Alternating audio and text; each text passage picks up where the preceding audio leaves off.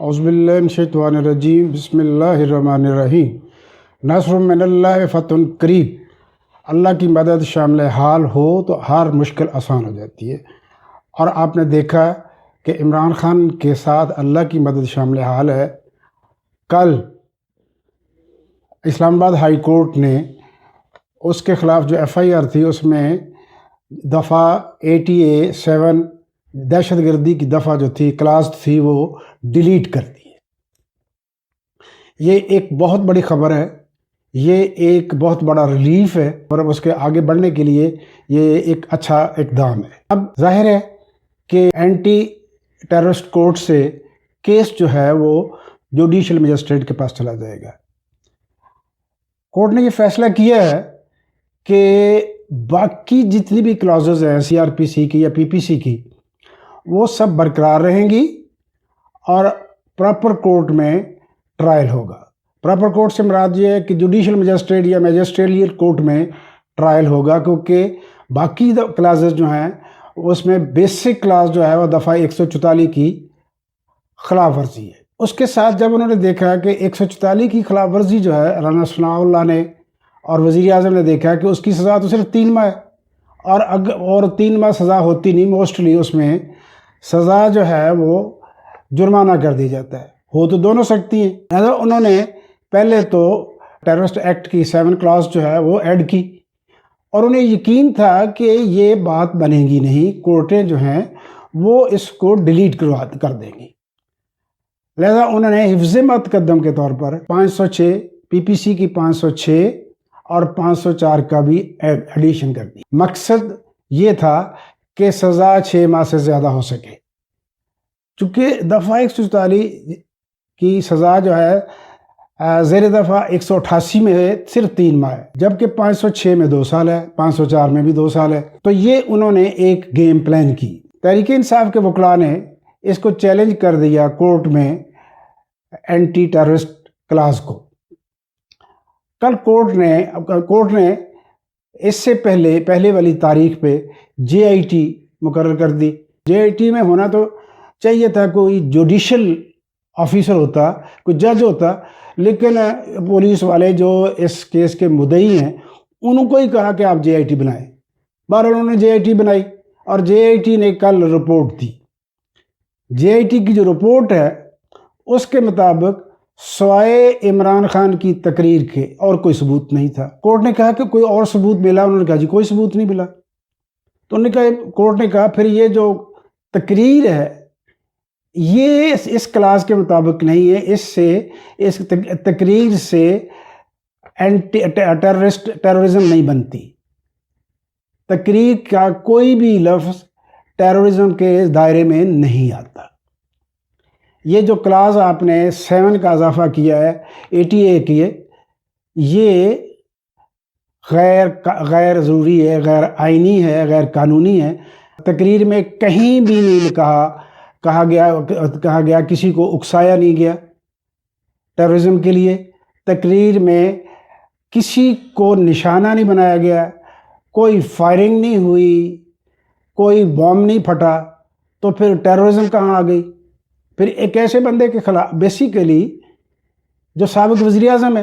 Problem اس میں یہ تھی کہ عمران خان جو ہے وہ سابق وزیر اعظم ہے، ایک موسٹ پاپولر لیڈر ہے، اور وہ اسلام کا داعی ہے، امن کی بات کرتا ہے، محبت کی بات کرتا ہے، ٹیررزم کے خلاف اس نے ساری زندگی ٹیررزم کے خلاف کوشش کی ہے۔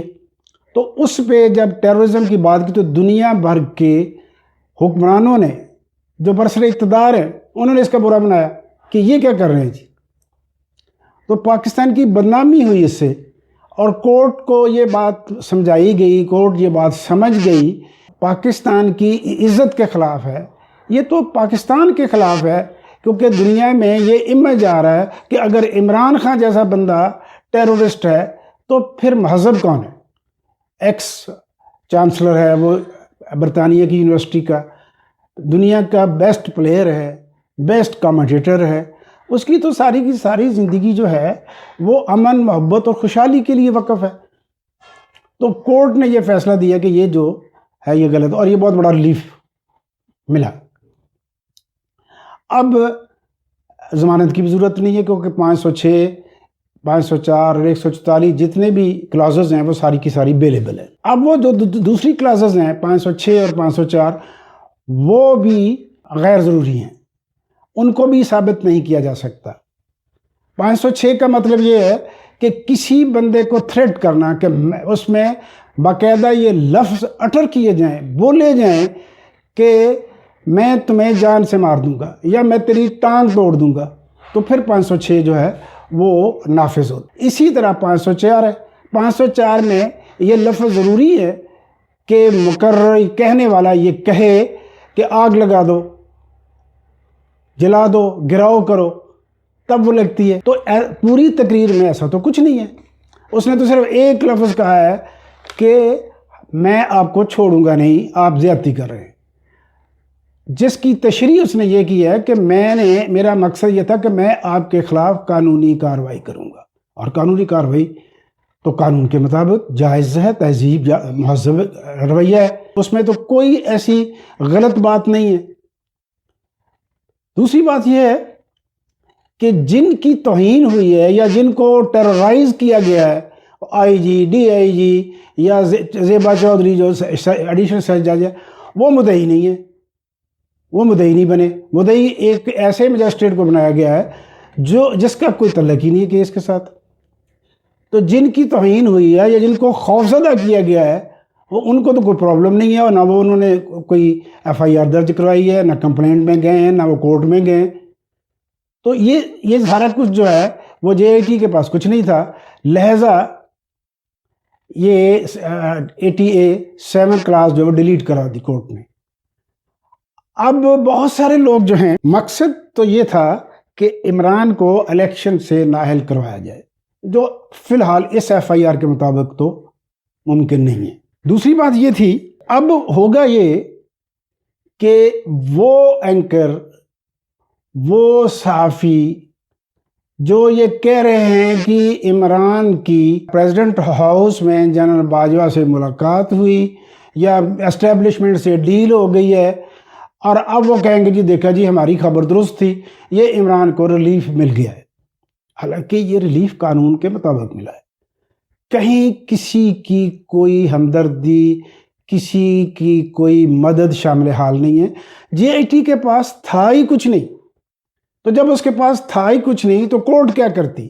کورٹ نے ہمارے ہاں یہ کہا جاتا ہے کہ چونکہ کورٹوں کا امیج بہت اچھا نہیں ہے، اس لیے جب بھی کورٹ سے کسی کو ریلیف ملتا ہے تو کہا جاتا ہے جی اسٹیبلشمنٹ سے کوئی ڈیل ہوئی ہے تو ریلیف ملا ہے۔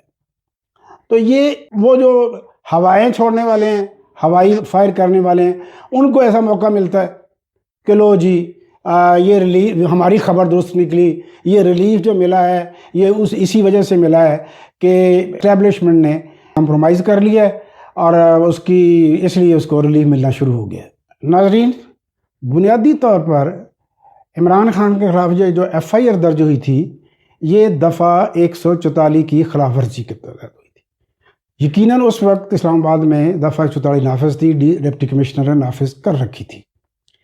تو عمران خان نے وہاں جلسہ کیا دفعہ 144 کی موجودگی میں، یقیناً یہ وائلیشن ہے، اس میں تو کوئی دو رائے نہیں ہے۔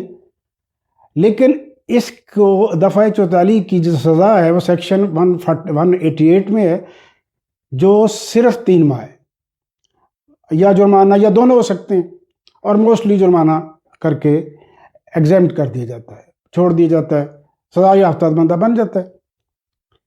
تو یہ اتنی سی بات ہے، اور اب اللہ کا شکر ہے کہ عمران اب بہت سارے معاملات سے باہر آ گیا ہے، تمام باقی کیسز میں تو اسے پہلے ہی ضمانت مل چکی ہے۔ تو یہ ایک پرابلم نظر آ رہا تھا کہ 22 کو جب عمران خان اسلام آباد ہائی کورٹ میں پہنچے گا تو کیا کورٹ اس سے پہلے جو اینٹی ٹیررسٹ کورٹ ہے وہ ضمانت کو ایکسٹینڈ کرے گی؟ اگر وہ ضمانت ایکسٹینڈ نہیں کرتی تو گرفتاری ہوگی، اور اس سے کوئی پرابلم پیدا ہوگی، کلیشز ہوں گے۔ ایسا نہیں ہوا۔ اب ٹیررسٹ کو اینٹی ٹیررسٹ کورٹ کا تو معاملہ ختم ہو گیا. اب وہ کورٹ جو ہے پراپر کورٹ نہیں ہے. پراپر کورٹ اب جوڈیشل مجسٹریٹ ہے جہاں تمام کلازز جو ہیں، تمام جرائم جو ہیں اس ایف آئی آر کے وہ قابل ضمانت ہیں، جس کا پہلے ہی وہ بیل بانڈ جمع کرا چکے ہیں یا مزید میں کورٹ کی سیٹسفیکشن کے لیے جمع کرا سکتے ہیں. تو now he is out of danger, out of arrest. تو یہ اللہ کا شکر ہے. ناظرین یہ ذہن میں رکھے کہ میں انشاءاللہ اسی طرح کی ویڈیوز جس میں انفارمیشن ہوگی، جس میں تجزیہ ہوگا، وہ اپلوڈ کرتا رہوں گا. اور آپ سے ریکویسٹ ہے کہ آپ نے اس کو سبسکرائب کرنا ہے، سننا ہے اور رائے دینی ہے. شکریہ.